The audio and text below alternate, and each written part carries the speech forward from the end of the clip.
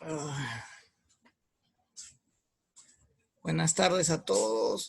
Hoy día vamos a conversar con el poeta, gestor cultural y editor Jaro Alba. Hablaremos sobre la crisis cultural que se vive desde hace mucho tiempo y que se ha visto reflejado en el último escándalo. Hablaremos sobre el rol de la literatura en la sociedad, un poco sobre la biodata de nuestro entrevistado y muchas cosas más. Eh, Buenas tardes, estimado Jaro Alba. Bienvenido al blog Curiosidad Cultural.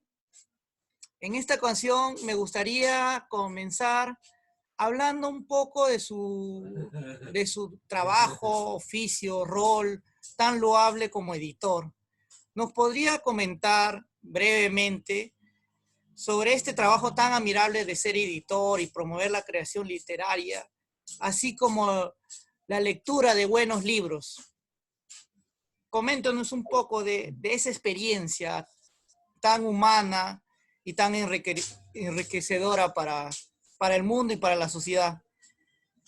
Alex, ¿qué tal? Qué gusto verte y escucharte en un momento adverso como este que nos tiene a todos confinados, pero esperanzados también porque gracias a personas como tú podemos olvidarnos un poco o en todo caso reflexionar sobre la situación a la que sobrevivimos, haciéndolo de la mejor manera, que es invitando al libro, invitando a la lectura, promoviendo este tipo de diálogos en el que quienes nos dedicamos a la promoción cultural o a la edición de libros, ¿Sí? podemos contar nuestras experiencias sobre el por qué publicamos libros, el por qué continuamos con la promoción cultural, a pesar de que no siempre tenemos el apoyo de las instituciones, digamos, públicas.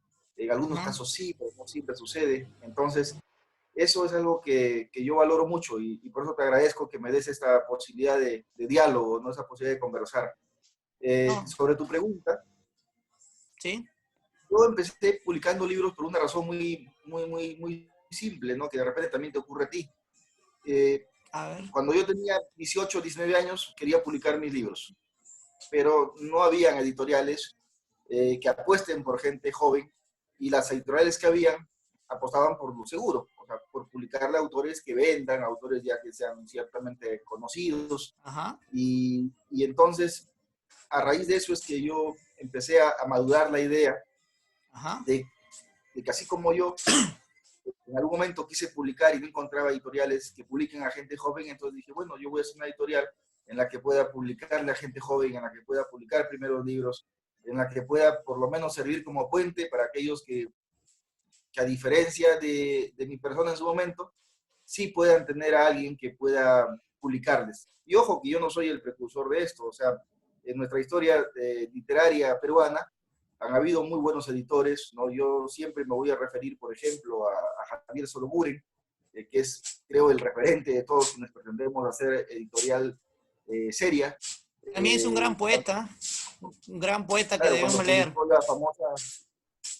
cuando publicaba en su famoso sello La Rama Florida, ¿no? A los poetas jóvenes de aquel entonces, David Heró, César Calvo, Sí. Arturo Corcuera, Antonio Grandes poetas. Cisneros, Luis Hernández, ¿no? Grandes poetas que ahora son nuestros referentes literarios, pero que sin Sí. embargo, claro, en aquellos años eran jovencitos de 19, 18, 20, 22 años, pero que sin embargo, mira cómo, mirándolo en perspectiva, esa apuesta de Soloburen al final dio resultado porque promovió a voces valiosas, confirmó a poetas que con el tiempo fueron afinando incluso su literatura y que ahora nosotros podemos recurrir a ellos para poder reflexionar de acuerdo a lo que ellos escribieron. En ese sentido, yo me jacto de haberle publicado a muchísima gente joven, ¿no? Alejandro Cano, que es un poeta piurano, le publiqué ¿Ah? Habitación en Llamas el año pasado. Este año le publiqué a Diego Samalvides, que es un joven de ya cumplió 20 años. Ahora mismo estoy tras la edición de un libro de Carla Andaluz Queirolo, que es una poeta joven también. Uh-huh. Le publiqué en una revista que dirijo un número completo al poeta Jean-Pierre Codarrupo, que tiene 21 o 22 años, que ahora está en España haciendo una pasantía. Entonces,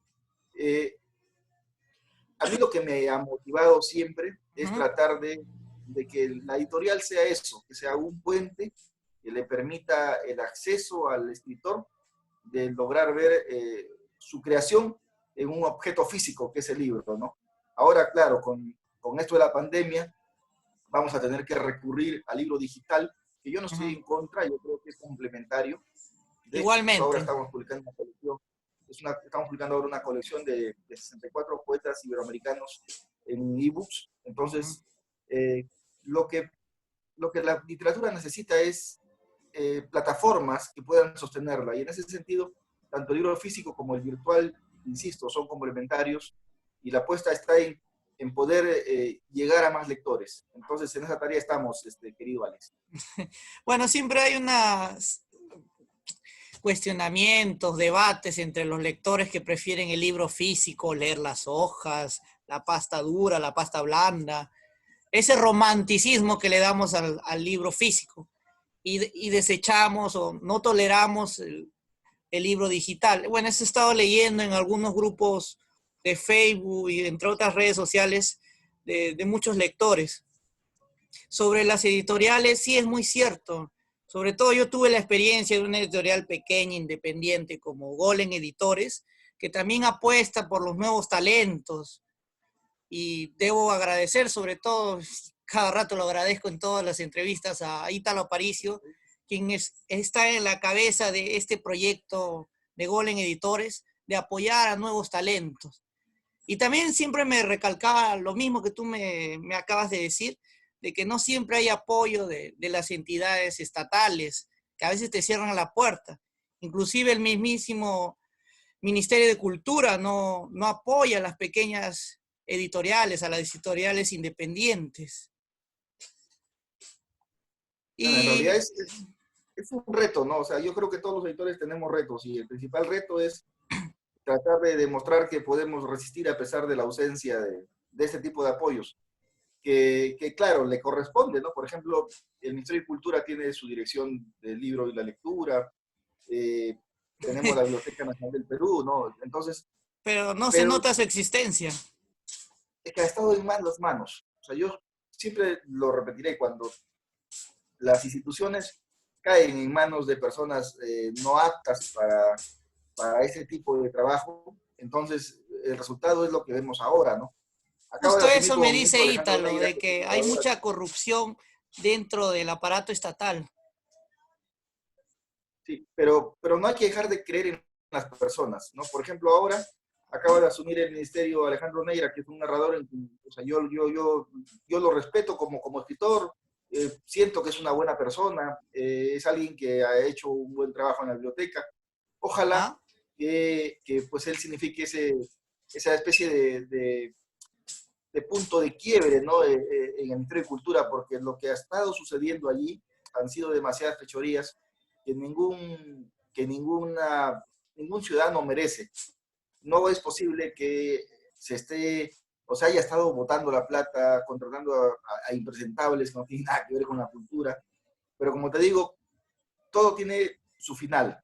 Ojalá y Ajá. con la incorporación de Alejandro las cosas empiecen a cambiar. Lamentablemente, casi todas las instituciones han estado siempre pobladas por argollas, por círculos cerrados, promoviendo siempre a los más cercanos, a los amigos, a los que publicaban con ellos. Sigue Ojalá que pasando. eso, ojalá que eso empiece a cambiar.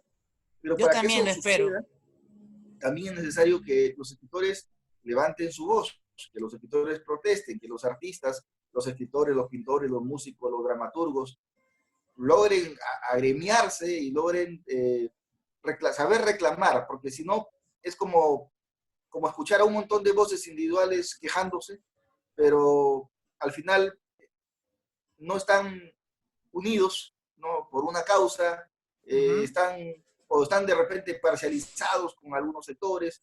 Entonces, de lo que se trata, creo yo, es de si es que se necesita o si es que se quiere pelear por reivindicaciones, se tiene que hacer de la forma más objetiva y de la forma más democrática también. Es decir, si yo, en el supuesto que sea un dirigente que quiere agremiar a escritores o que quiere agremiar a dramaturgos o músicos, Ajá. me tengo que olvidar del color político, me tengo que olvidar de las ideologías y tengo que convocar a todos. O sea, no ponerme ni siquiera, no ponerme como un grupúsculo de derechas, no ponerme como otro grupúsculo de Justo izquierdas, de eso sino... que quería dar un comentario. Yo no creo que la política debe estar metido dentro de la literatura, es mi opinión.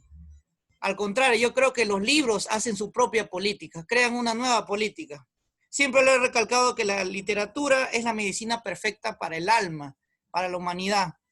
No sé si usted esté de acuerdo. Yo creo que No, todos yo los estoy... escritores deben estar unidos y no por fines de colores políticos.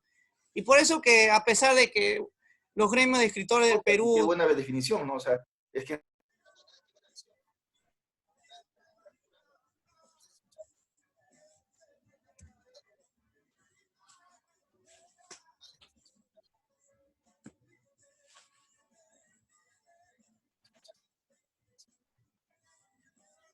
Alex, ¿se escucha?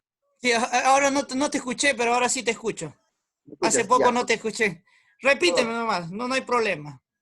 pero no te preocupes. Lo que te decía que comparto contigo esa definición. O sea, creo que la literatura debería ser esa medicina para el alma, ¿no? O para el espíritu, para la energía, o para que lo que tú concibas como eso, como alma o como espíritu, como energía, en el sentido de que si eres judío cristiano o no, pero que crees que hay una fuerza interior que es la que te moviliza. Yo creo que efectivamente un escritor puede tener posición política. Un escritor incluso puede ser militante de algún partido o de alguna tendencia política. Mi militancia son la literatura, yo te digo eso. No Siempre tengo digo que color político. el único partido que debe de aglutinar a los escritores es el partido de la literatura. El único partido, ¿no es cierto? Y claro, es algo de entelequia, pero así debería ser, así se debería pensar. Pero claro, cuando tú llevas la política a la literatura, entonces a veces la desnaturalizas y la pierdes. O sea, un escritor puede ser político, un escritor puede ser un hombre comprometido, un escritor puede escribir obras sociales, Eso así de sí, yo también lo hago bastante. tal. Pero cuando un escritor ya levanta una bandera, en el supuesto que sea de izquierda o de derecha, y pretende que el resto lo siga, entonces empieza a equivocarse, ¿no? Por ejemplo, Ajá. yo soy liberal, ya, yo soy un escritor liberal, me declaro un liberal, y radical y jacobino además, o sea, totalmente, de repente, no sé, soy el menos conservador de todos, pero eso no significa de que mi pretensión va a ser aglutinar a gente que solamente piense como yo, que tenga mi color político. Eso sería un error. En ese sentido, creo que Ajá. lo que hay que hacer es tratar de entender que la literatura sirve para aglutinar, no para dividir. Y la política que debería servir para aglutinar, más bien ahora sirve para dividir. Entonces, si tenemos Siempre ha sido claro eso, así. si es que tenemos claro eso, entonces lo obvio, lo correcto, lo que debería hacerse por reflejo, es aglutinar en función a la forma más objetiva, ¿no? Que Ajá. es la creación sin mirarle el lado político. Y si es que hay lado político en algunos, bueno, bienvenido, pero no trates de comprometerme con esto, ¿no? Entonces, así es como yo me he manejado hasta ahora. Ajá. Yo tengo 42 años y a mis 42 años tengo amigos a quienes les he publicado incluso de izquierda, de derecha, de centro, pero que yo valoro y yo miro más al escritor que al actor político, ¿no? De hecho, te lo comento, mucha gente me dice que yo soy un antiizquierdista, pero sin embargo yo hace algunos años le publiqué a un gran amigo mío, que me jacto de ser su amigo, que es Manuel Guerra, le publiqué una novela, La Copa de la Muerte, y Manuel Guerra Ajá. ahora es el secretario general de Patria Roja, ¿no? Y podemos de repente Sí, no, no no congeniar conciliar, con las ideas no políticas. coincidir políticamente, pero Manuel Guerra es un escritor de fuste, un gran narrador a quien yo siempre voy a recomendar leer. Y más bien, qué bueno que esté comprometido políticamente, porque lo raro es que los escritores ahora no se comprometan políticamente. Pero entender que una cosa es la literatura y otra cosa es la política, ¿no? Bueno, yo no me meto tanto en temas de colores políticos como les comenté, porque mi única política está dentro de la literatura y ahí manifiesto mis protestas, mis pensamientos.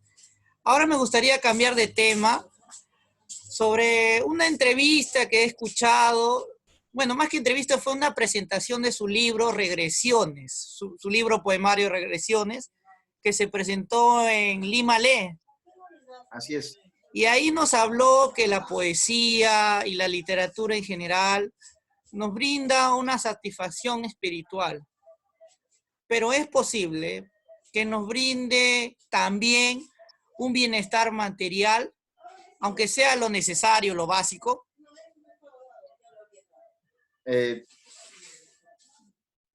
Yo me refería a que te brinda una satisfacción. Lo que pasa es que no me gusta ponerme en términos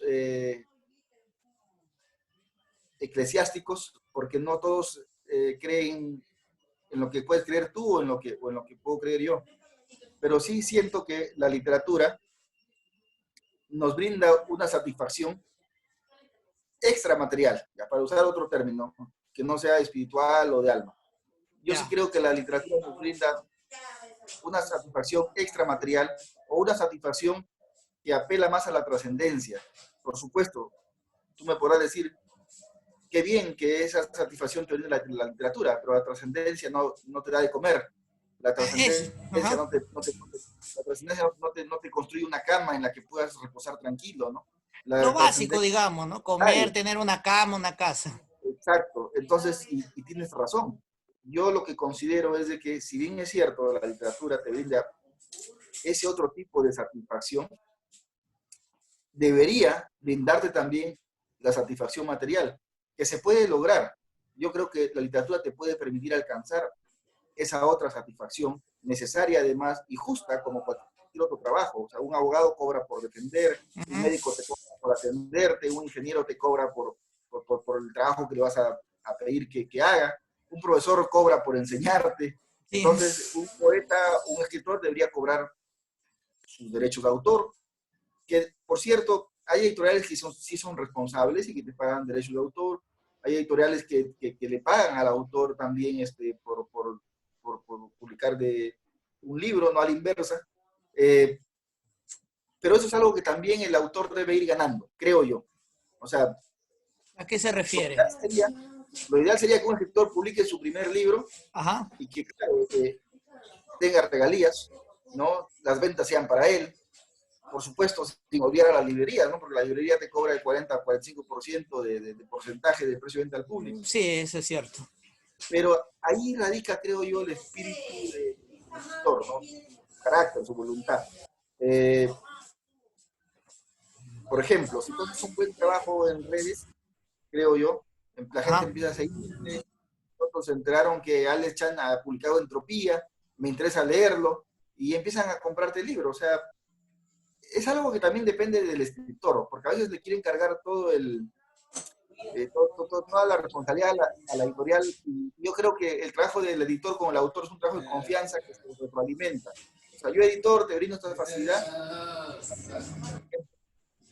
poder en conjunto ir caminando, tratar de vender para que ambos obtengamos algún tipo de beneficio.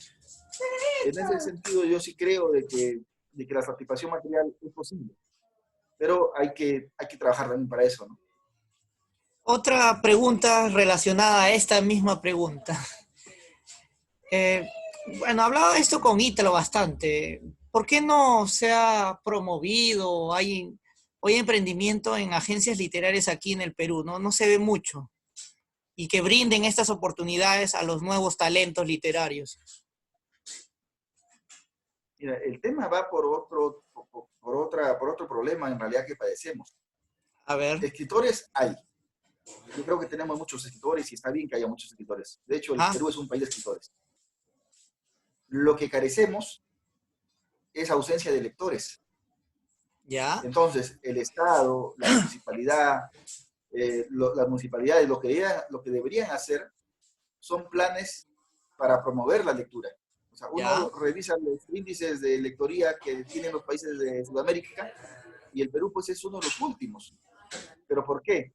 Porque como nuestra situación económica, la situación política también, ha hecho que al libro se lo deje de lado, como que el libro es algo que no es importante, y por lo tanto no hay campañas de lectoría, las que hay son poquísimas y las que han sido ejecutadas con éxito han sido de privados, y los privados, por supuesto, también necesitan recuperar la inversión, y esa responsabilidad que debería ser del Estado lamentablemente no se ha hecho.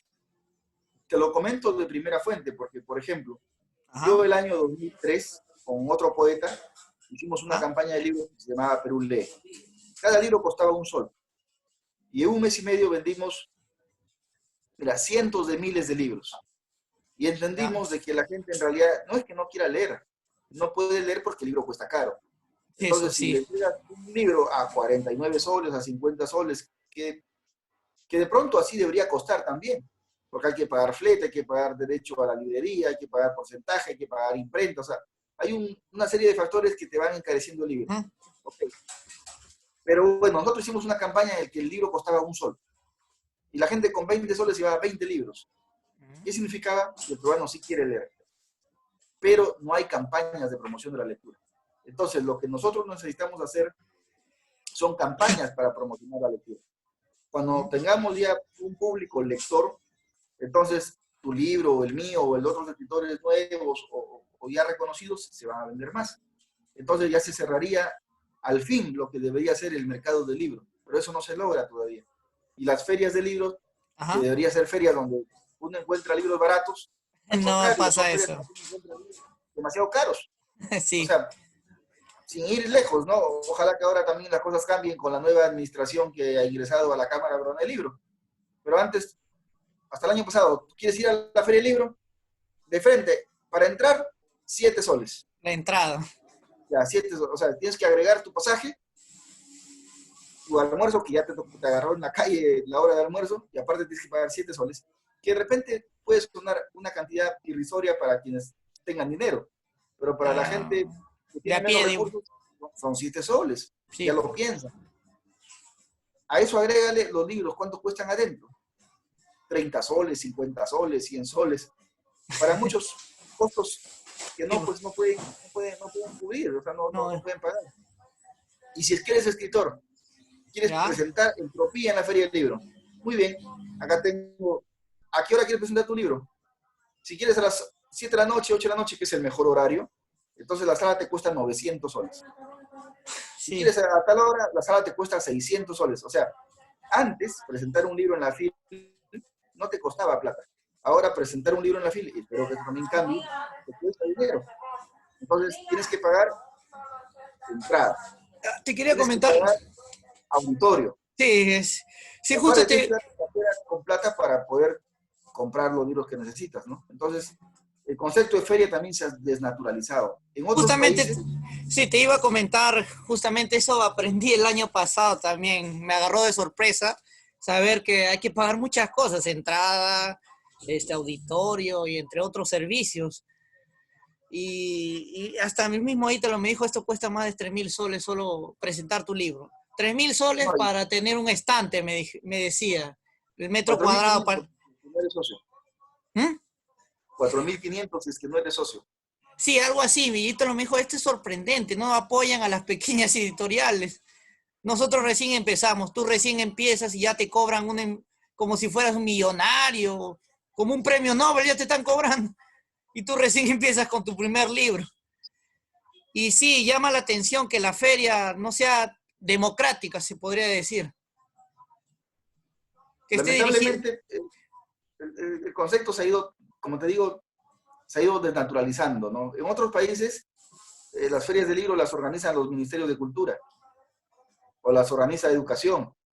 Aquí la organiza un privado, que no está mal que la haga un privado. O sea, yo estoy de acuerdo con que si un privado puede hacer una feria mejor que una institución pública, que la haga el privado, pero que no pierda su naturaleza socializante, en el sentido de que una feria debería ser eso, algo que realmente sea democrático. Ojalá que con la nueva administración, ahora hay un nuevo presidente, hay una nueva junta directiva, algunas Ajá, cosas cambien. Además que tiene, ahorita la Cámara por el libro tiene el gran reto de adaptarse o de adecuarse a esta nueva normalidad o convivencia, como ya la están definiendo, porque por ejemplo este año no va a haber feria, ¿no? Sé que va a ser una feria virtual. sí, yo también he Insisto, escuchado. ojalá, porque la nueva junta directiva, Ajá, al menos el presidente viene de las canteras de las editoriales peruanas que se han fajado por lograr los objetivos planteados desde el inicio. Ajá. Ojalá que conociendo cómo un editor no grande sufre estando fuera de estos gremios o de estas asociaciones, que ese espíritu o que esa experiencia o sea, le sirva, ¿no? Como para poder devolverle a la feria o a la cámara esa energía democratizante. Ojalá, ¿no? Igualmente. Confiamos en que sea así. Es bonito soñar, pero a veces es bueno también pisar suelo. A veces no Lo me digo gusta. porque conozco al nuevo presidente y soy testigo de sus luchas. Entonces, Ah, ya, eh, bueno. el hecho Pues que haya yo asumido lo, el hecho que haya asumido la presidencia de la Cámara, yo creo que es una oportunidad para muchísimas editoriales, para muchísimos escritores, ¿no? Ojalá. Entonces, vamos a ver bueno, qué yo lo sucede. desconozco, pero veamos lo que sucede, como se dice. Tengo una posición neutra, veamos lo que sucede. Claro que sí. Y bueno, quisiera cambiar la pregunta, bueno, las preguntas que hemos hecho y ahora quisiera hablar sobre, un poquito quisiera que nos comente sobre su experiencia de participar en política. Recuerdo que participó en las elecciones congresales del 2020, este año. En mi opinión, su propuesta de la ley del escritor, que es la reivindicación a muchos escritores y poetas peruanos olvidados por sus autoridades. ¿Qué nos puede decir al respecto de esta ley que, bueno, que usted propuso y su Claro, experiencia lo que en participar en política? te comento, yo, como conversábamos hace un momento, Ajá. yo creo que un escritor debería participar en política. O sea, el hecho que ahora el ministro de Cultura sea un escritor, o sea, da cierta esperanza, o sea, sí, con esa palabra. Ojalá que Yo Alejandro diría haga el papel. expectativas. Estoy esperando Hay, algo. hay expectativas. Entonces, ojalá que Alejandro cumpla esas expectativas, ¿no? Porque es un escritor, es alguien que viene de nuestras canteras, digamos. Eh, y en ese sentido, yo creo que un escritor sí debería participar en política, porque no basta con estar siempre al otro lado de la ventana reclamando, exigiendo, quejándose. O ¿Ah? sea, porque si yo exijo, es porque sé que el otro está obligado o tiene una obligación conmigo, una obligación social. Si, y además, si yo reclamo es porque sé que yo de pronto tengo una respuesta que le pueda dar solución a lo que estoy reclamando. Entonces, si tengo respuestas, si conozco qué es lo que debería hacerse, ¿por qué no participar en política? O sea, yo creo que los sectores deberían participar en política, insisto. Yo por eso siempre he sido un militante en la que ha tratado de ser coherente, ¿no? Por eso es que yo postulé al Congreso, antes postulé a la alcaldía de Lima, fui precandidato, lamentablemente no pudo concretarse la participación, pero trabajé con candidatos de 38 distritos, de 28 distritos, entonces aprendí también las necesidades que hay en los distritos de nuestra capital. En ese sentido, creo que tengo algunas respuestas que pueden ayudar. Por eso es que una de los planteamientos en mi propuesta era dos cosas básicas, ¿no? La ley del libro, una nueva ley del libro, porque hasta ahorita Uh-huh. no tenemos ley de libros, tenemos un decreto que es la que supuestamente nos reglamenta, y una ley del escritor, que nunca la hemos tenido, y que sin embargo ya se ha planteado. El gremio de escritores, Uh-huh. en su primer momento lo hizo Magda Portal, la gran poeta peruana, Sí. que primero fue del Partido Aprista y después se retiró, pero que igual siguió siendo escritora, y seguía siendo una voz política. Era una mujer con voluntad política y con participación política. Entonces, Sí. ella fue una de las primeras que planteó una ley del escritor, después lo tomó el gremio, después yo también llevé esa propuesta que hasta ahora, o sea, la sigo defendiendo, porque creo que el escritor merece Sí. tener derechos laborales, ¿no? Sí. El Sí. escritor merece profesionalizarse, Sí, yo o también estoy de sea, acuerdo. y todo eso, Uh, todo eso viene.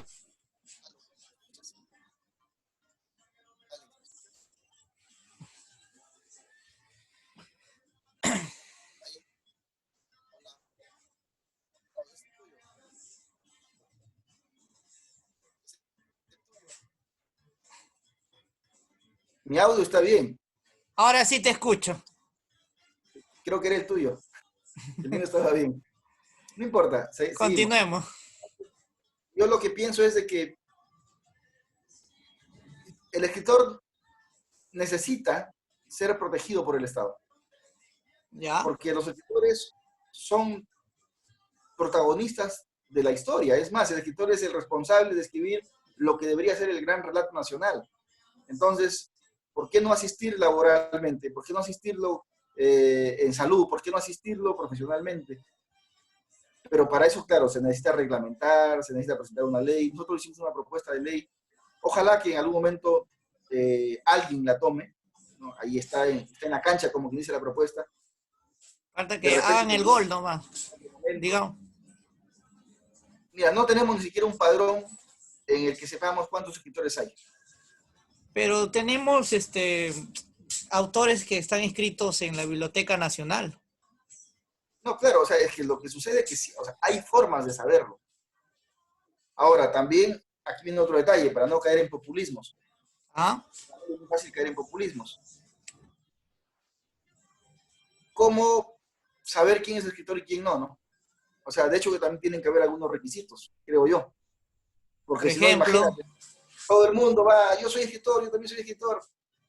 Y debería pero, haber criterios también para su calificación. Es decir, que un autor tenga, o sea, que haya sido incluido de repente en algún estudio crítico, que tenga una obra, que haya publicado uno o dos libros, eh, porque con la facilidad que hay ahora para publicar, también hay que decirlo, cualquiera publica, y no todo lo que se publica es literatura, no todo lo que se publica tiene calidad, no todo lo que se publica ya. puede o sea, tiene las características de lo que tiene que ser una obra de arte. Entonces, tiene que haber también criterios de selección, si queremos utilizar un término, Sí, es el que, adecuado. Criterios de claro, selección. bueno, quién merece estar en este padrón, ¿no? Entonces, te lo digo así, puede sonar de repente antipopular, pero no podemos Suena caer en antipopular, sinceramente, pero pero es no podemos, razonable. claro, Es es que no podemos caer razonable. en populismo. O sea, yo conozco muchísima gente que, que escriben y que publican, pero, pero bueno, escriben porque les nace decir algo, ¿no? Pero de ahí a que eso pueda ser calificado como obras de arte es otra cosa. Entonces, hay que ser realista y hay que ser objetivo, ¿no? Creo que en eso radica que se pueda tener éxito, porque si no, imagínate, todo se desbordaría. Y considero que el Perú ya no está para seguir desbordándose. Suena gracioso lo que has dicho desbordándose, pero sí, viéndolo en serio, he notado justamente, y justamente me das pie a una pregunta. He visto que se ha desbordado, sí, en mucha literatura, pero no toda esa literatura es de calidad. Es decir, se publica por publicar, como me decía, otra vez lo menciono a Ítalo, las editoriales no tienen un control de calidad, pasan los libros y publican a millones de libros, y llenan el mercado y lo saturan de tantos libros que la Es que mayoría de ellos son de mala calidad. lo llenan, ni siquiera lo llenan. Son libros que al final van a los almacenes de sus autores, que a veces algunos publican simplemente por la vanidad de publicar, ¿no? Hay de todo en realidad. Y sobre ello me gustaría preguntarle, ¿cómo ve el panorama actual de la poesía peruana? Mira, yo creo que el Perú es uno de los países más ricos en producción literaria. ¿Ya? Y es más, yo sí guardo mucha expectativa por la poesía que están escribiendo los más jóvenes, Ajá. porque como que hay una vuelta o hay un retorno a a lo que aprendimos de autores que escribieron sus mejores obras en la década del 40 o del 50 o del 60 incluso. Sí, buenas Y generaciones. también, y también porque siento que esos famosos parricidios que tenían los poetas jóvenes de hace algunos años no se ha dado en los poetas jóvenes de ahora. Entonces, por ejemplo, Ajá. antes un poeta era inadmisible pensar que diga que admiraba a Javier O, que admiraba a César Calvo, ¿no? Al Sí, contrario, o sea, estéticamente los pateaban. Pero sin embargo, ahora los poetas jóvenes están leyendo a Sologuren, los poetas jóvenes están leyendo a César Moro, están leyendo a Westphalen, están leyendo a Blanca Varela, a Eielson, sí, que grandes son poetas, voces ¿no? potentes y que, por supuesto, si nosotros estamos siendo testigos de que los escritores jóvenes están revalorando a estos escritores que los antecedieron, significa de que mucho de lo que han aprendido ha sido gracias a la estética de estos señores a quienes ellos leen, defienden o promueven. Y en ese sentido creo que la literatura peruana, la poesía de los jóvenes, está Ah, recuperando el sentido estético del texto, algo que durante décadas se perdió. Y no digo que esté mal, sino ya, que es otra poesía. O sea, por ejemplo, a mí, yo valoro mucho y respeto los estilos de los escritores. O sea, cada quien es independiente de afirmar su estilo. Pero hay estilos que te pueden gustar y hay estilos que no te pueden gustar. Y en en ese gustos y sentido, yo, colores hay una frase de claro, eso. pero en ese sentido, por ejemplo, yo prefiero la estética de los poetas del 50 o del 40 que la estética de muchos, no de todos, porque hay poetas que me gustan, de muchos poetas del 80 o del 70. ¿No? Ahora, si me dices, ¿con cuántos escritores de los 80 te quedas? Con 3. Si me dices, ¿con cuántos autores del 50 te quedas? Con 8. ¿No? Ah, Hay esa sí, diferencia, ¿no? Y lo mismo con el 70, ¿no? O sea, ¿cuántos poetas del 70 de 10 me gustan? 3. ¿Cuántos? Pero es mi criterio, o sea, es mi elección. ¿Cuántos autores del 60 me gustan? 7. No, o sea, hay esa diferencia. Y creo que los escritores jóvenes también están por ahí. Ojalá, o sea, como te digo, yo tengo mucha expectativa por lo que se está escribiendo en poesía ahora, ¿no? mm, muy bien. Ahora me gustaría hablar sobre su proceso creativo a la hora de escribir poesía. ¿Nos puede contar un poquito sobre sus secretos, se podría decir, a la hora de escribir? Creo que no hay secreto. En realidad, yo no tengo método para escribir, ¿no? Yo puedo tener método de repente para escribir un artículo periodístico, para hacer una entrevista, para escribir una columna que puede al final terminar como una especie de crónica. Ajá. Pero para escribir poesía no tengo método. Yo todavía soy de los que apuntan cuando se le viene alguna imagen. En La un, computadora me sirve mucho, ¿no? Alguna vez ajá, Antonio Cineros en una entrevista confesó que el ordenador ha sido inventado para los poetas, porque antes un poeta escribía a mano o a máquina ajá. y en la corrección tenía que volver a escribir a máquina o tenía que tachar. En cambio, en la pantalla, en tu computadora, no, escribes tu primer verso, el segundo, borras, sigues y al final te queda el poema limpio. Ah, No sí, le ves ningún. sí. Esa es la ventaja de la computadora. Claro, entonces yo disfruto mucho escribiendo en la computadora, Bueno, pero como te digo, ajá, escribo solamente cuando me asalta alguna emoción ajá. que me impulsa a la máquina, ¿no? Pero no es que yo diga, voy a escribir un libro sobre, no sé, sobre el padre, y me pongo a meditar poemas sobre mi papá. No, nunca me ha sucedido eso. O voy a escribir un libro que tenga que ver con esta temática. Yo creo que los poemas se van encontrando. Y así me ha pasado con casi todo lo que he escrito, ¿no? Cuando Bueno, a publiqué mí, Lima, bueno, le comento, en la mayoría de mis poemas también me pasó lo mismo. Es como un golpe, una ebullición que sale de mi alma, un sentimiento que está bien adentro de mí, está contenido, entonces tengo que expresarlo. La mayoría de veces lo escribía en una hoja, en un cuaderno, otras veces ya lo pasé a la computadora, lo corregía, otras veces sí lo tenía que meditar, planear, digamos, previa lectura o viendo una película o una imagen, una pintura, lo que yo una hago es canción. corregir. ¿Mm? O sea, lo que yo sí hago mucho es corregir. Yo soy muy exigente con mis textos. Yo Ajá. escribo un poema y lo corrijo 50 veces o 100, de verdad. Sí, Entonces, sí, soy muy exigente. De repente, porque también edito. Como soy editor, me he ya, acostumbrado a estar siempre a la casa del error, ¿no? ya Pero te para, acostumbraste a... pero para mejorar, no No, para sí está criticar, al bien. contrario. Me recuerdas también a Ítalo, que él también es un amante de la perfección. Y él cree Eh, que la perfección se puede lograr. No sé qué opinas tú. Yo creo que no. Yo creo que hay que pelear por la perfección, pero yo creo que la perfección es imposible de alcanzar. De hecho, nosotros, si hay algo que nos caracteriza a los seres humanos es que somos imperfectos, Ajá. ¿no? Jean-Paul Sartre, el famoso filósofo, Sí. decía que el ser humano es un proyecto inacabado.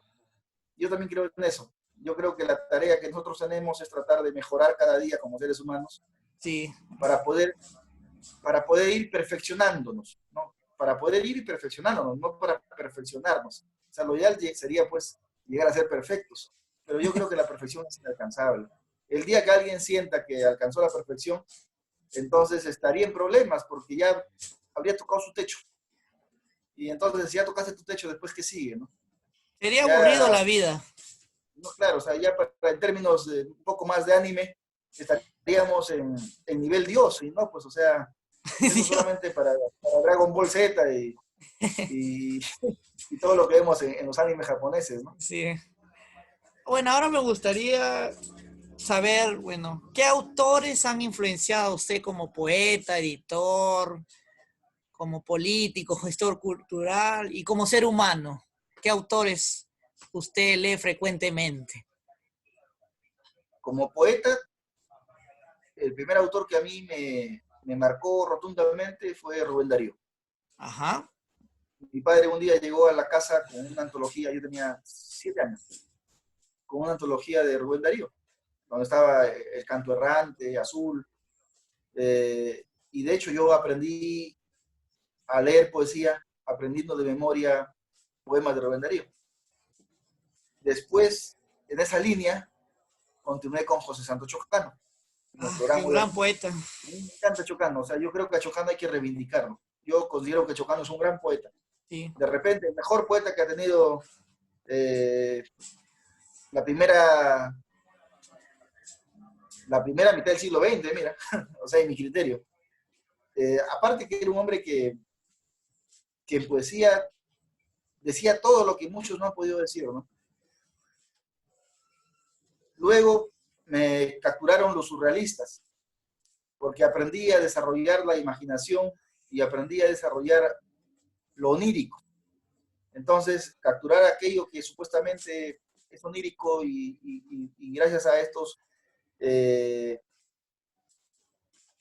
gracias a estas lecturas, ¿no?, que tuve con los surrealistas y aprender sobre la escritura automática, los cadáveres exquisitos que aprendimos a escribir con amigos como quien practicaba poesía. Entonces, son lecturas que a mí me marcaron mucho, ¿no? O sea, el modernismo de Chocano, la imaginación de los surrealistas y la poesía española, por supuesto. Yo he crecido leyendo a Alexandre, yo he crecido leyendo a García Lorca, sobre todo al poeta de Nueva York. He crecido leyendo a León Felipe, he crecido leyendo a Pedro Salinas de La Voz a ti de Vida. Entonces, son los poetas que a mí me gustan. Y te lo digo por qué. A ver.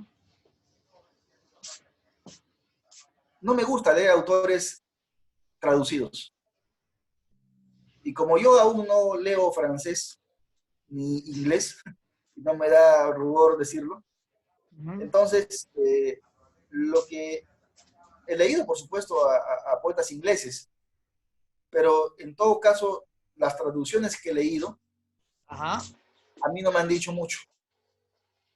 Claro, hay admiración porque son obras consistentes, o sea, sería pues una, no sé, algo demasiado soberbio decir que Walt Whitman no me dice nada, ¿no? O sea, lo que he leído traducido de Walt Whitman me gusta, Ajá. pero no me llena, ¿no? De los surrealistas, claro, es francés, pero lo siento más cerca. Y la poesía española sí, porque, o sea, siento que como que me hablan en mi lengua materna, ¿no? La Ajá. literatura española, la literatura latinoamericana. Entonces, esa es la poesía que a mí me ha marcado. Admiro, por supuesto, a los Disney, pero no como para decir que ellos han sido mis referentes, ¿no? Entonces, mis referentes van más bien por la literatura española, por la literatura latinoamericana y, por supuesto, por la literatura peruana, ¿no? Ese es en el caso de poetas, pero expláyese un poquito más en otro tipo de autores, ya sea narrativa, ensayo, política, Narrativa, en, académicos, todo tipo claro, de no, autores. en narrativa hay dos autores que considero fundamentales en mi formación. Uno que es Ciro Alegría, Ajá. gran Ciro Alegría, el Ciro Alegría del mundo Sancho y Ajeno, y otro es Milán Kundera. Bueno, tres, y García Márquez. Ah, ese es ¿No? un genio. O sea, Ciro Alegría, Milán Kundera y Gabriel García Márquez, o sea, para mí han sido hasta ahora son los autores de los libros que tengo de cabecera, ¿no? Entonces, he aprendido mucho con ellos. Ahora estoy leyendo la obra de Hugo Neira, ¿no? que es creo que es uno de nuestros más lúcidos pensadores, a pesar de que puede también tener sus críticas. Insisto, el hombre es un ser imperfecto y creo que Sí. a veces en la imperfección también radica la grandeza, ¿no? Me gusta leer filosofía, he leído mucho a Jean-Paul Sartre, he leído a los fenomenalistas. De hecho, Karl Jasper, que es un gran filósofo que yo lo recomiendo leer, decía Ajá. algo sobre la literatura, ¿no? Decía que, sobre la poesía más precisamente, decía que un poema para que sea tal tenía que causarte tres cosas fundamentales, ¿no? Admiración, no, primero duda, Duda. admiración Ajá. y Admiración, duda. estremecimiento. Porque claro, o sea, una obra de arte te tiene que hacer pensar. Sí. Yo ya lo llevo más allá, ¿no? O sea, una obra de arte te tiene que hacer pensar, te tiene que llevarte a preguntarte cosas, ¿no?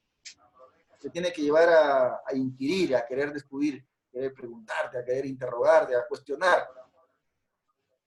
Te ¿Ya? tiene que generar admiración, ¿no? Qué belleza, qué impecable, qué impresionante. Sí. Y te tiene que estremecer. O sea, si no te conmueve, si no te estremece, si no te toca, entonces no estaría completa. En ese sentido, yo aprendí eso de Jasper, ¿no? La admiración, la duda y el estremecimiento. Muchas gracias por compartir ese pequeño tic de enseñanza para los jóvenes poetas. Nos va a servir mucho, incluido a mi persona. Y bueno, y políticos, no hay que estigmatizar, creo yo, a los políticos. Yo admiro mucho de peruanos, por Ajá. supuesto, por supuesto de escritores peruanos, siempre voy a guardar admiración por Víctor Raúl de la Torre, por Mariátegui, por, Ujú. por de Terry, ¿no? Entonces, por Barrantes, ¿no? Por Frejolito, que es un hombre de izquierda. Sí, me habló Eh, justo de él Antonio Silones, dice que era un amigo cercano. No sé si le llegó a comentar. sí, claro, y aparte que Barrantes escribía poesía cuando era joven y se vestía de negro, le decían el cuervo. Era muy amigo de los poetas del pueblo. Todos eran apristas en su momento, después se retiraron del APRA, porque el APRA, pues, lamentablemente decepcionó a muchísima gente, ¿no? O sea, Ciro Alegría fue aprista, muchos poetas fueron, Gustavo Valcárcel, pero insisto, o sea, Ajá. la política como el hombre son proyectos inacabados. La pelea creo que es tratar de intentar perfeccionarse con la lectura, con los libros, con la poesía.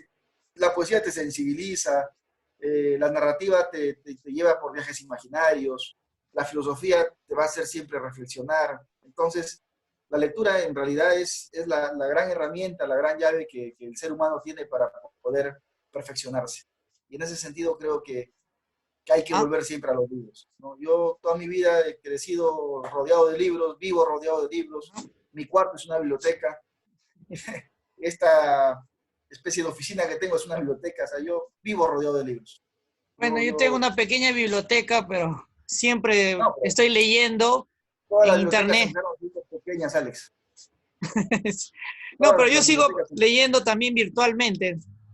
sí, claro. De hecho, o sea, es la gran ventaja que tienen los más jóvenes, ¿no?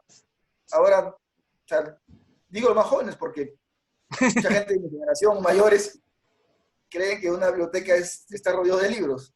Los más jóvenes, una biblioteca es un USB O el mismo internet. o el internet, listo, o sea, ya Es cierto, o sea, el concepto ha cambiado. Mira, Mariátegui decía que la tradición es tradición porque se renueva. Y mucha gente cree que la tradición es tradición porque defiendes lo arquitectónico, lo que está ahí, lo antiguo, ¿no? Pero no, la Y que se tradición es la que está mantiene. todo. Claro, y se mantiene porque se renueva. O sea, la poesía peruana se sostiene porque hay poetas jóvenes. Y siempre lo va a haber. Y siempre lo va a haber, exacto.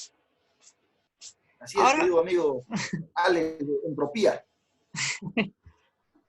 sí, bueno, ahora me gustaría comentar, bueno, más que comentar, me gustaría que nos comente un poco sobre el origen del Festival Internacional de Poesía Primavera Poética, que en estos últimos años he Coincidió, estado hojeando como curioso. este año llega el 8º año ya. Sí, Empezó el cuento. 2013 Ajá, como un homenaje a la primera edición de Noel Delirante, el libro de Arturo Corcuera. Y Arturo ha sido uno de mis referentes también, por supuesto. De hecho, el primer poema que aprendí, el primer poema que declamé en una verbena en el ajá, colegio, cuando yo tenía 7 años, fue un poema de Arturo Corcuera. Y he contado la anécdota. Mi padre un día llegó con un poema y sabía que tenía que participar en una verbena y me disfrazó de mago. Él me hizo el disfraz, el sombrero, el sombrero de copa, la capa. Mi padre me disfrazó de mago. ya, Y el poema era Edad de Oro, así se llama el poema, Edad de Oro, que habla sobre un mago de circo.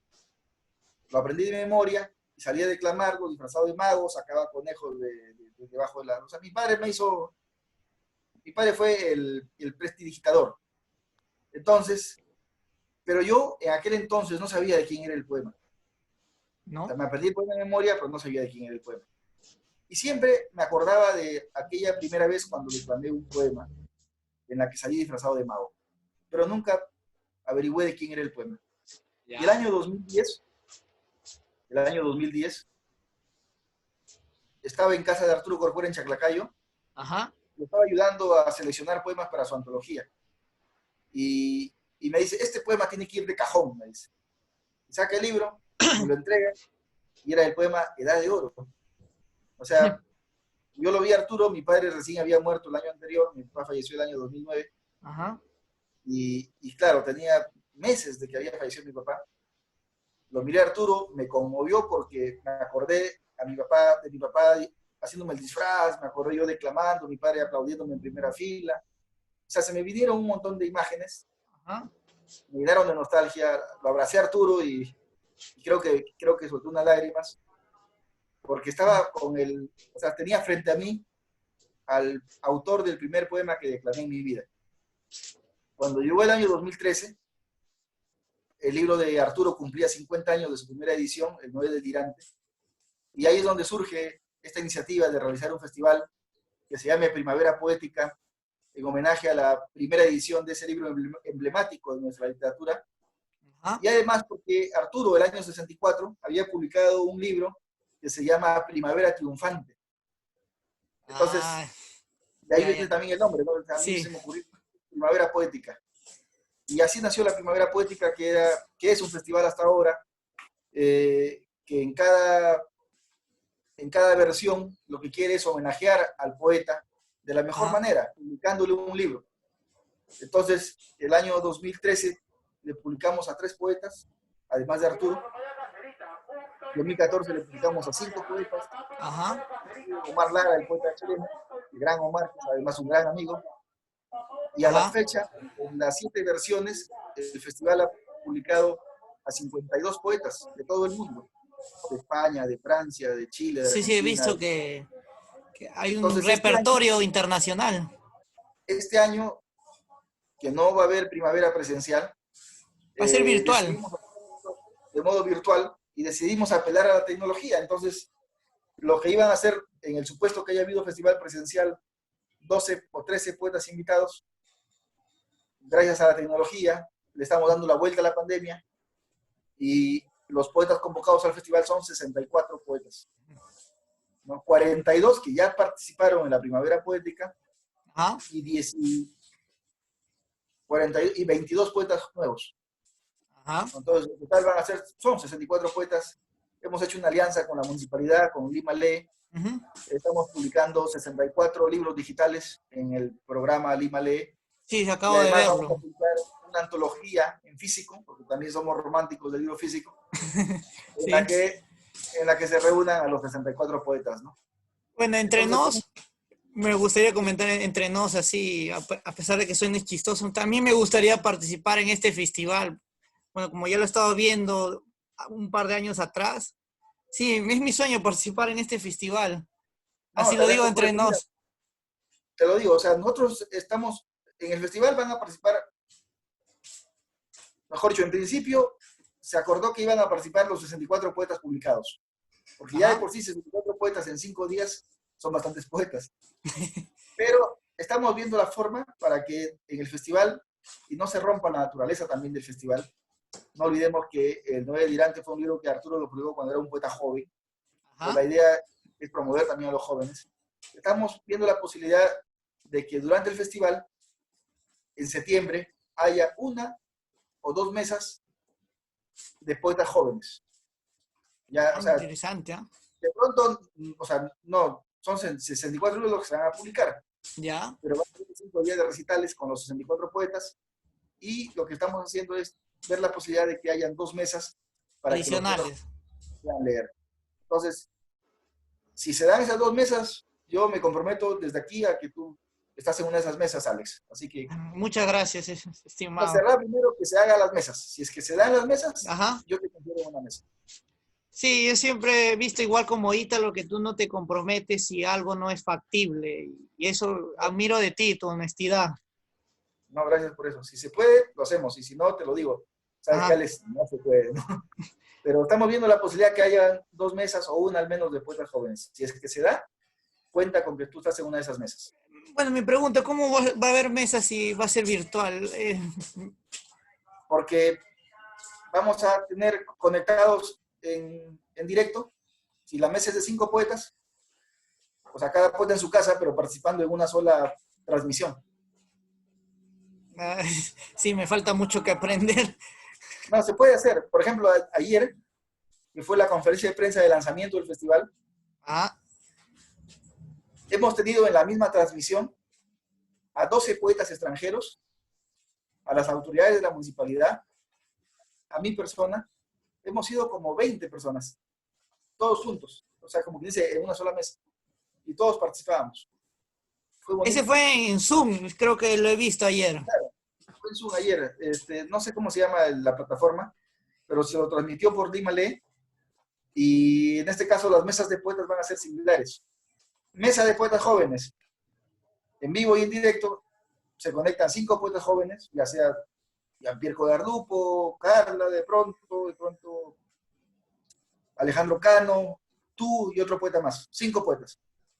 Los Ya. 5 se conectan a la misma hora, los 5 están ahí en la pantalla, y claro, cada uno tiene su turno de lectura, ¿no? Y se transmite en la plataforma de Lima Lee. Y va a haber gente, yo estoy seguro, muchísima gente atentas y escuchándolos y mirándolos, ¿no? A eso me refiero cuando te digo mesa de lectura. Yo Sí, bueno, también estoy... es complicado entender mesa ahora en el término virtual. Antes entendía mesa, bueno, en un recital me decían No, ya, mesa. no, pero mesa le decimos igual, ya el término ya se virtualizó también. Sí, es que estos tiempos ha hecho un cambio drástico en todo sentido Sí, y hay que adaptarnos nomás.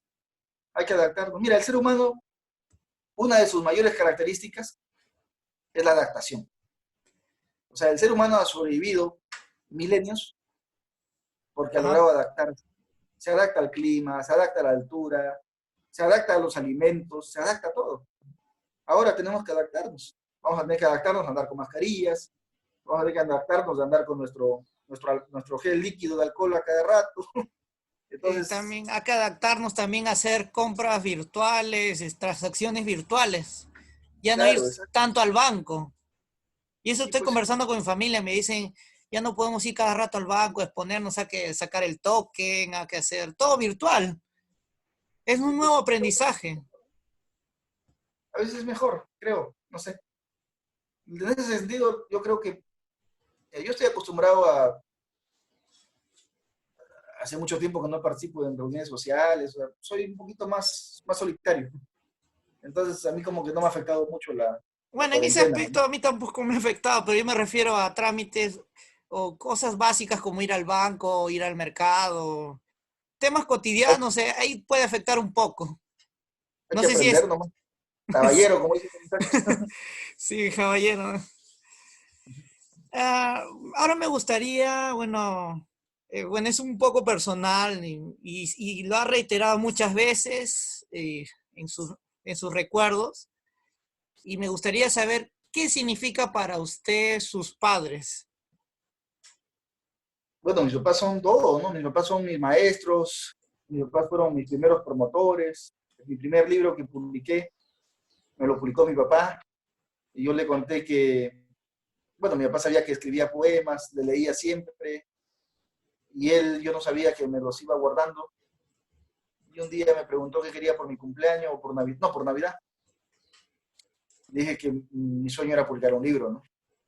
De repente llegó el 23 de diciembre y me llama del primer piso, nosotros vivíamos en un segundo piso en Trujillo, y Ajá, me llama para que le ayude a subir unas cajas. Bajo, le ayudo a subir las cajas. ajá. Estábamos en la casa, ahí en la sala, y abre, me dice la caja. Y abro y eran libros, mi primer libro. Qué Entonces, bonita anécdota. no, mi padre siempre ha sido muy, muy generoso y bueno, él me enseñó a dibujar, me enseñó a leer. Yo entré a la escuela sabiendo leer y sabiendo escribir. O sea, mi papá me enseñó en casa a leer y yo a los 4 años yo ya sabía leer y escribir, mi padre me había enseñado y también dibujaba. Mi hermano es un gran dibujante, es un gran artista.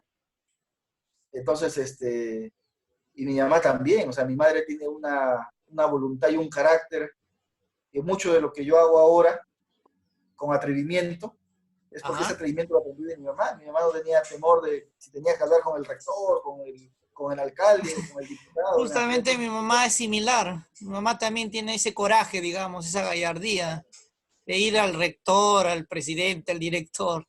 Ella Mi padre, tampoco, y mi padre, la autoridad, ¿no? Mi viejo era un hombre con un carácter, bueno, él fue policía, tenía un carácter muy fuerte. Él no necesitaba reprocharte algo diciéndotelo. Él te miraba y ya tú sabías que tenías que obedecer, ¿no? bueno, mi papá, a pesar de haber sido también policía, más que todo administrativo, bueno, no tendrá ese carácter que tu papá tuvo, pero sí me transmitió de alguna manera muchas enseñanzas desde muy pequeño. Me hizo abrir la imaginación también, porque en algunas conversaciones jocosas, amicales, también me ayuda a desarrollar esa creatividad escondida. Es decir, puedo hablar con él sobre cosas tan risibles, por ejemplo, que un animal habla, y papá le daba siempre apodos a sus amigos de animales, y a mí me parecía chistoso. Con solo ese hecho de decir que un animal hablara y trabajara con él. Por ejemplo, le decía a un amigo, y esta es una anécdota que quiero contar, le decía, el señor Chancho, le decía. Y gracias a esa anécdota chistosa, yo pude crear un cuento sobre un señor Chancho, de verdad, no un policía que es gordito y que le decían Chancho. Y ahí hablé sobre los temas que ahora se están hablando mucho, de la discriminación, el racismo, y en ese cuento lo cuento con cierto humor, pero también con cierta reflexión sobre lo Claro, que nuestra sociedad es perjuiciosa. claro, claro. Sí, No, sí, siempre la primera escuela va a ser la casa, ¿no? Yo en ese sentido soy un convencido de que mi primera formación la tuve con mi padre y con mi madre, ¿no? O sea, ellos fueron los que me compraron mis primeros libros, fueron mis primeros lectores, fueron mis primeros promotores, fue mi primer público, así que yo siempre seré un hijo agradecido. Eso. ahora me gustaría ir a otra pregunta, y esta vez es sobre algo que yo creo firmemente y estoy muy convencido. Siempre he creído que la literatura es una medicina perfecta. Y sobre esto, ¿cree que la literatura nos pueda salvar como humanidad? Mira, no sé si salvarnos, pero sí nos puede ayudar a ser mejores. ¿Ya? La salvación, si seguimos con el término, Ajá. creo que es responsabilidad del ser humano, ¿no? la literatura lo que nos puede dar es un soporte, ¿no? Un soporte intelectual, un soporte de conocimiento, una herramienta, ¿no? Que ayude. Sobre todo Pero, nos está acompañando en estos tiempos de sí, soledad pero o este tiempo de encierro. va a salvar son los seres humanos. O sea, en ese sentido creo que la gran responsabilidad es humana. Claro, la literatura es humana, ¿no? Pero igual, o sea, el libro está ahí. Ya cada quien tiene que saber cómo lo utiliza, ¿no? Porque así como hay libros, eh, ¿Sí? como hay libros que te pueden hacer soñar en paraísos, hay libros también que te pueden inducir a otras cosas, ¿no? O sea, hay de todo. Sí, eso también me estaba haciendo recordar, bueno, leyendo un poquito de historia sobre las lecturas que hacían de Mao, de Karl Marx, que hacían los terroristas, y que ellos dieron una mala interpretación a esa lectura y lo utilizaron para el mal, en este caso para la violencia y el terrorismo, y que causaron muertes y mucho Y es, trauma a nuestro país. Y tienes mucha razón, los libros están ahí, pero deben ser usados de una manera, digamos, correcta, entre comillas, que tenga un ajá. buen uso. Por eso tenemos nuestra capacidad de discernimiento, ¿no? ¿Mm? También he notado, bueno, que algunos poetas han sido también guiados por ese sendero porque uso esta palabra, pero este sendero de violencia, que también han malinterpretado y han usado mal estos conocimientos de los libros. Y que es lamentable y que quiero implorar a la juventud que lea la historia de verdad y que vea lo que el Perú ha sufrido en esos años de violencia, tanto en los años 80 y 90, con grupos armados, terroristas y esos guerrilleros que entre comillas luchaban para la sociedad, pero no lo hacían. Y con esto cierro el paréntesis de reflexión y, y me gustaría ahora hablar sobre las pequeñas editoriales. Como bien sabemos, en estos tiempos de coronavirus, las ventas bueno, de los libros de las pequeñas editoriales están siendo afectadas y su economía está siendo golpeada. Entonces, me he preguntado qué podríamos hacer para apoyar a estas pequeñas editoriales para que no entren en crisis económica. Mira, yo creo que todas las editoriales, pequeñas y grandes, tienen el reto de la adaptación. Todos tenemos que adaptarnos.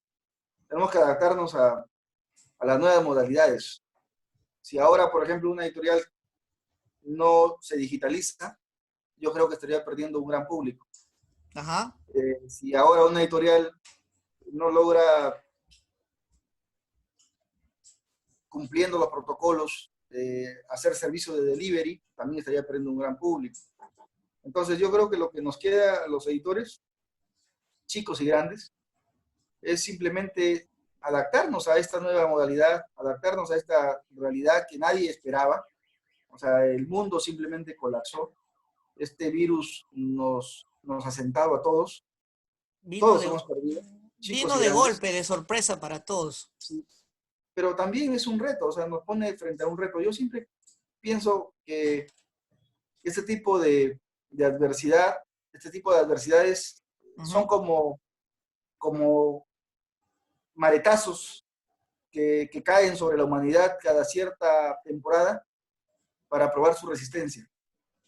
Y en ese sentido, los editores chicos o grandes tienen que probar su resistencia. Tienen que demostrar que pueden adaptarse, tienen que demostrar que están preparados para levantarse. Porque imagínate, es cierto que estamos padeciendo una pandemia, pero el ser humano ha sobrevivido a mayores tragedias. Sí. O sea, catástrofes han habido peores que las que están sucediendo ahora. Y hay que tener también conciencia de eso. Y creo que la ruta es seguir avanzando, avanzar adaptándonos. Y creo que el ser humano está preparado para eso. Sí, estoy de acuerdo.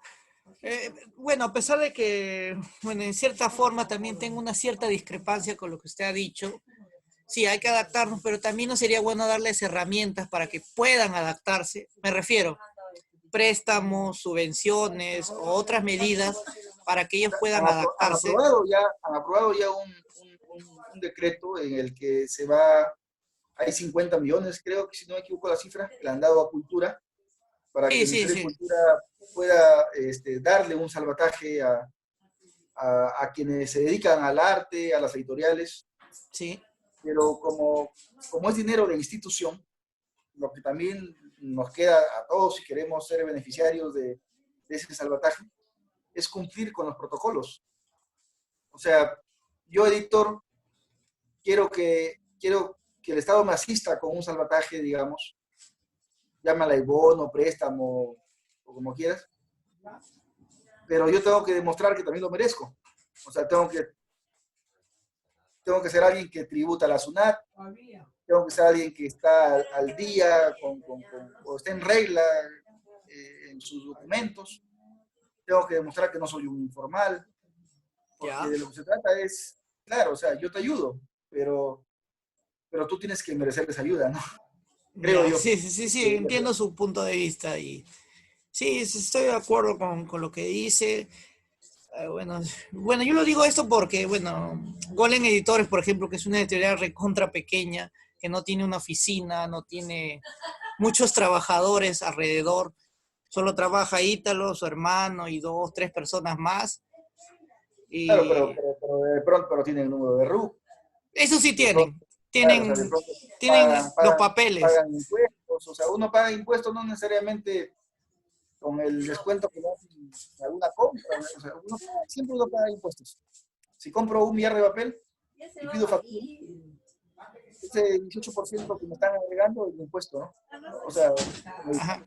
Bueno, y saco ahora, placas también, ¿no? O sea, y contrato diseñadores y les pago recibo por honorarios o también, o sea, siempre cuando estás trabajando de modo formal, no, pagas impuestos.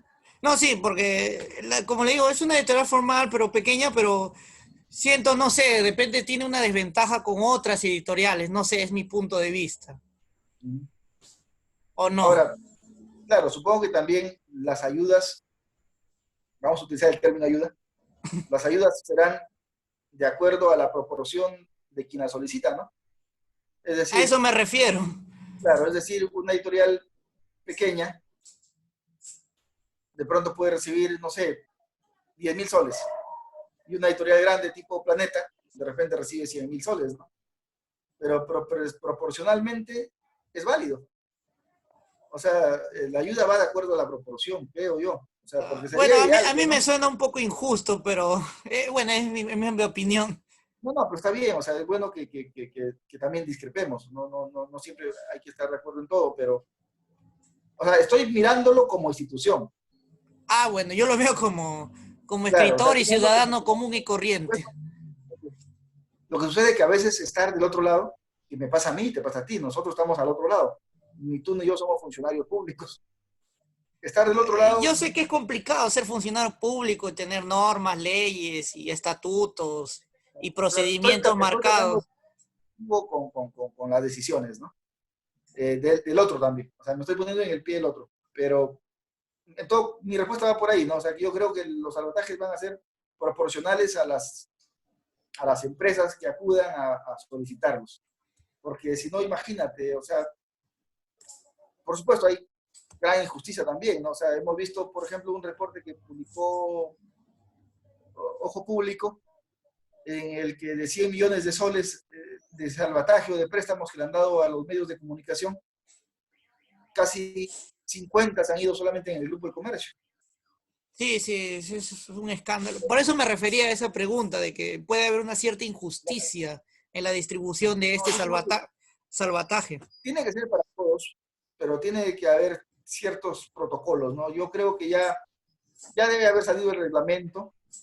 Eh, Esperemos, insisto, ¿no? Que esta gestión, con este nuevo ministro, las cosas sean equitativas. No más equitativas, sean equitativas, porque no ha habido equidad. Ojalá que Eso me ahora, refiero, yo quiero que sea, bueno, es mi deseo que sea claro, no, equitativo. no, de todos, por supuesto. O sea, yo voy a estar siempre del lado de quien solicita. O sea, eso me queda claro. porque, porque o sea, mi espíritu de solidaridad, mi espíritu de cuerpo, si quieres decirlo, siempre va a estar del lado de quien necesita que se lo asista, porque, porque por algo están en esa situación, ¿no? Y creo que es la mayoría. O sea, yo te hablaba de formalidad, pero también es cierto que hay una gran informalidad en todos los sectores, ¿no? Sí, en todos los sectores hay informalidad, pero este es un problema que se viene arrastrando desde mucho tiempo, creo que desde la época de Fujimori, si no me equivoco, que Claro, y hay vienen los... empresas que hay que ir cerrando, ¿no? Pero son empresas que se van a ir cerrando, pues lo ideal sería que se cierren de un momento a otro, ¿no? Pero no No, se eso no puede. pasa de un momento a otro, toma su tiempo.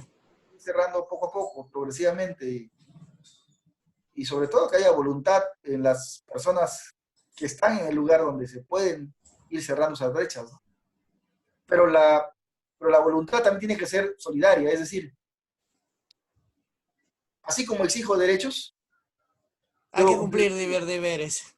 Entonces, mi compromiso tiene que ser cruzado por por el derecho y por el deber, ¿no?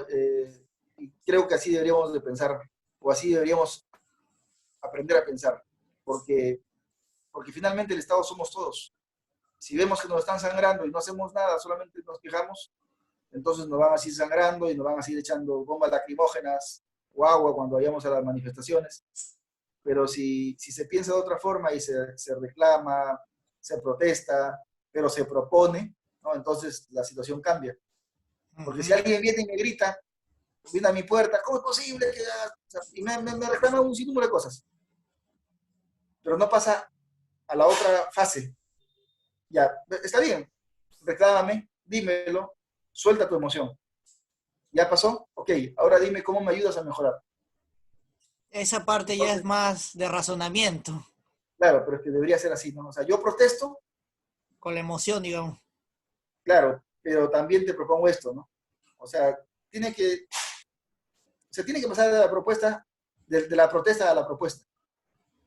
A eso yo creo que también debemos de aspirar, No, y porque sí, estoy muy de acuerdo con lo que dicen. En esto sí estoy 100% de acuerdo. Algunas veces también me ha pasado que paso de la emoción y no llego más allá de la emoción. Me quedo no, estancado en la emoción. O todos, porque sea, protesto y... somos seres emocionales, ¿no? Entonces nos va a suceder, no significa que nunca más volvamos a repetir la protesta, hay que repetirla, pero hay que también tener la suficiente distancia o acercamiento para saber proponer, ¿no? Bueno, ya nos vamos despidiendo y ha sido una grata conversación, amigo Jaro Alba. Y, y todo lo que nos ha dicho ha sido casi una enciclopedia, tal igual como hablé con Antonio Silones o con Marco Matos. No, te agradezco Y por esa comparación. no, no, no, no, sí, es que cuando veo esa similitud lo tengo que hacer y bueno, quisiera que nos dé unas palabras finales, algún mensaje para tanto para sus lectores como para mis lectores del blog Curiosidad Cultural. Primero, agradecerte por esta posibilidad de diálogo. Eh, Pocas veces se puede conversar con esta libertad y creo que eso es algo que te felicito. Me has hecho preguntas que no siempre se hacen y eso está bien. O sea, que eso va a punto para el blog. Y nada, Gracias. nos hemos pasado no sé cuánto tiempo conversando y parece que hemos hablado un poquito. Así que eso también es otro punto para ti. Gracias, Alex. Igualmente. Solamente decirle a tus seguidores, a mis amigos, que, que siempre recurramos al libro. El libro siempre va a ser nuestro mejor salvataje, ¿no? Para seguir en coherencia con lo que hemos estado conversando. Uh-huh. Creo que en los libros siempre se van a encontrar las respuestas. Y el libro siempre es democrático, porque el libro está ahí, pero finalmente uno es el que decide. Entonces, creo que es importante que reflexionemos alrededor del libro, que sepamos elegir a los libros, porque los libros son como los amigos. Tú eliges quiénes son tus amigos tú sientes quién merece ser tu amigo, y el libro es así. Tú sientes cuáles son los libros que te acompañan, cuáles son los libros que te protegen, cuáles son los libros que te ayudan, tú sientes cuál es el libro que te enseña, tú sientes cuál es el libro que deberías seguir. Y en ese sentido, insisto, retornemos siempre al libro, nuestras mejores reflexiones van a salir gracias a los libros. No dejemos de lado al libro. Creo que estos 93 o 94 días de confinamiento nos han servido para reconciliarnos con el libro y en ese sentido invitarlos a que sigan la plataforma de Lima Lee. Vamos a estar hasta el mes de hasta fines de agosto presentando libros. Vamos a presentar Te iba 64 a aclarar títulos. algo. Compárteme ese link para Sí, ponerlo en mi blog. Compárteme todos esos links. lo voy a compartir para que lo pongas.